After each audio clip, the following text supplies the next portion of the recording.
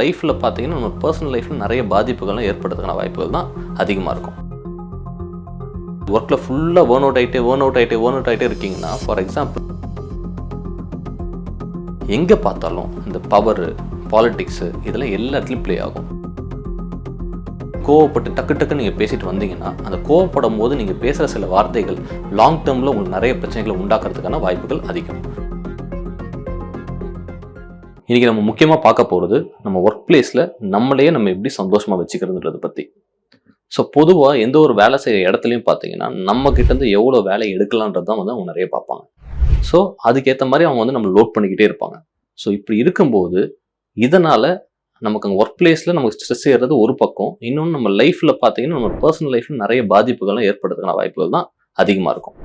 So இதை நம்ம எப்படி டேக்கிள் பண்ணணும் பார்த்தீங்கன்னா, முதல்ல இருந்தே first start setting clear boundaries. அதாவது கிளியர் பவுண்டரிஸ்னா எப்படின்னு பார்த்தீங்கன்னா, என்னால் இந்த டைம் வரைக்கும் தான் இங்கே வேலை செய்ய முடியும், இந்த டைம்லேருந்து நான் வேறு இடத்துக்கு நான் போக வேண்டியது, அதாவது என் வீட்டுக்கு நான் போக வேண்டியது இருக்குது, நான் அங்கே போயிட்டு நான் ஸ்பெண்ட் பண்ணால் தான் என்னால் இங்கே கிளியராக என்னால் ஃப்ரெஷ்ஷாக வேலை பார்க்க முடியுன்றதை அவங்க கிளியர் கட்டாக நீங்கள் புரிய வைக்க வேண்டியது ரொம்ப அவசியம். அடுத்த விஷயம், அந்த டைம் மேனேஜ்மெண்ட்டும் கிளியர் கட்டாக இருக்கணும். ஸோ இப்படி பண்ணும்போது தான் உங்கள் ஒர்க்கும் லைஃப்பும் கரெக்டாக பேலன்ஸ்டாக இருக்கும். அதாவது இங்கே போயிட்டு நீங்கள் ஒர்க்குக்கு போயிட்டு ஃபுல்லாக பேர்ன் அவுட் ஆவீங்க, வீட்டுக்கு ரீசார்ஜ் பண்ணிட்டு திருப்பி நீங்கள் போகலாம். இன்கேஸ் நீங்கள் ஒர்க்கில் ஃபுல்லாக பேர்ன் அவுட் ஆகிட்டே இருக்கீங்கன்னா, ஃபார் எக்ஸாம்பிள் ஐடி கம்பெனிலாம் பார்த்தீங்கன்னா இப்போ என்ன பிரச்சனைன்னு பார்த்தீங்கன்னா, அவங்க 23 வயசு 24 வயசில் அங்கே போய் ஜாயின் பண்ணாங்க. சில பேர்லாம் பார்த்தீங்கன்னா 22 வயசுலேயே ஜாயின் பண்ணுறாங்க.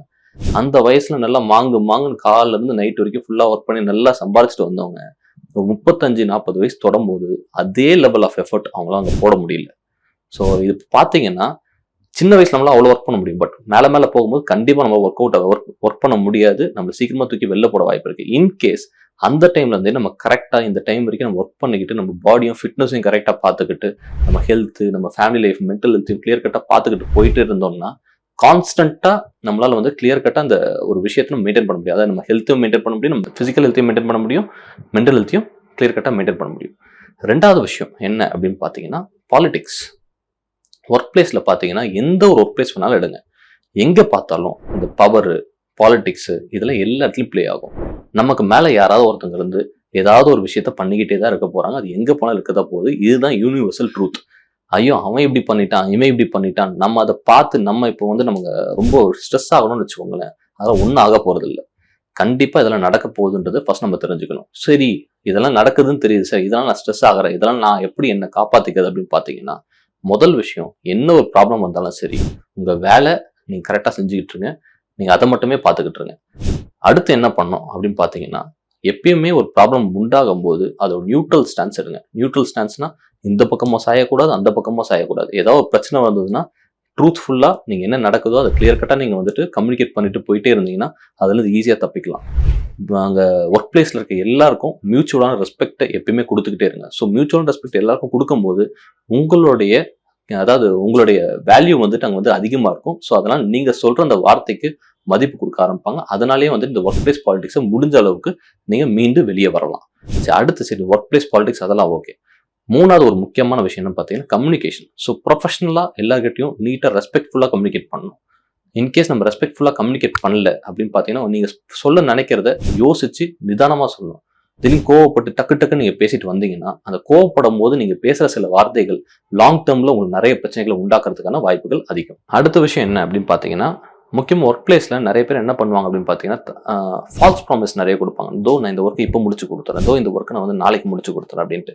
கரெக்டாக இந்த டைமில் இது இவ்வளோ நேரம் இந்த ஒர்க்குக்காகவும் இந்த டைம் நான் முடிச்சு கொடுக்குறேன் அப்படின்ற மாதிரி ஒவ்வொரு டைம் நீங்கள் செட் பண்ணி கரெக்டான டைமில் கொண்டு போய் கொடுத்தீங்கன்னா உங்களுக்கான வேல்யூ இன்னும் ஒர்க் பிளேஸில் கூட தான் செய்யுமே தவிர கீழே இறங்காது.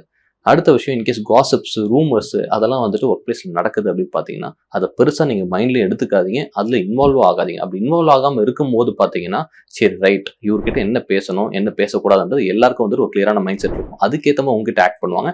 நீங்களும் மற்றவங்கிட்ட ப்ரொஃபஷனலாக உங்களோட ரிலேஷன்ஷிப் மெயின்டைன் பண்ண முடியும், உங்கள் வேல்யூ ஹையாக இருக்கும். அடுத்து ஒர்க் பிளேஸில் நம்ம பண்ண வேண்டியது என்னென்னு பார்த்தீங்கன்னா, எப்பயுமே ஒரு பாசிட்டிவ் மைண்ட் செட்டோடய இருக்கணும். இன்றைக்கி நான் வேலைக்கு போகிறேன், வேலைக்கு போகும்போது பார்த்தீங்கன்னா எனக்கு இன்றைக்கி நல்ல அப்ரிசியேஷன் கிடைக்கலாம், நல்லா நான் மேலே போகலாம் இன்னைக்கு ஒர்க்கில். But at the same time சில நாட்கள் நமக்கு கீழேயும் போகும், ஃபெயிலியர் ஏற்படும். அந்த ஃபெயிலியர் ஏற்படும்போது அவ்வளோதான், என் லைஃபே போச்சு, என்னடா இப்படியே எனக்கு நடந்துகிட்டு இருக்கு அப்படின்னு நம்ம யோசிக்கக்கூடாது.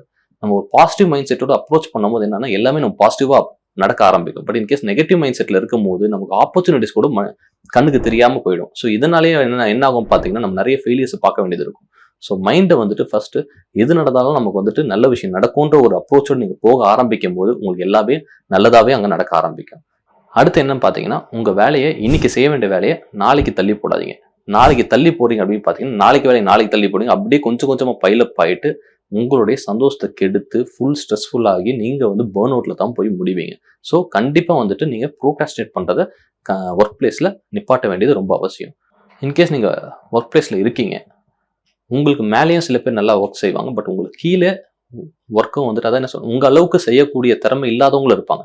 இன்கேஸ் அவங்களை நீங்க கிரிட்டிசைஸ் பண்ணும்போது என்ன ஆகும் பார்த்தீங்கன்னா, அந்த டைமுக்கு உங்களுக்கு அது நல்லா இருக்கிற மாதிரி தெரியும். பட் அந்த பர்சன் அஃபெக்ட் பண்ணும். ஓவரால் வந்து அது உங்க இமேஜையும் வந்துட்டு ரொம்ப பாதிக்கும் மத்தவங்க கிட்ட. ஸோ அதனால வந்து உங்களுக்கான மேல ஒரு இடத்துக்கு போறதுக்கான வாய்ப்பு வந்து அதுவும் கெடுக்கலாம். ஸோ உங்க வேல்யூவை அது கீழே இறக்கறதுக்கான வாய்ப்புகளும் ரொம்ப அதிகம். ஸோ எப்பயுமே இந்த மாதிரி விஷயங்கள்லாம் வந்துட்டு நீங்க ஒர்க் பிளேஸ்ல கரெக்டா பார்த்து நீங்க நடந்துக்கிட்டீங்கன்னா, உங்க பிரச்சனை இல்லாம நீங்க போகலாம்.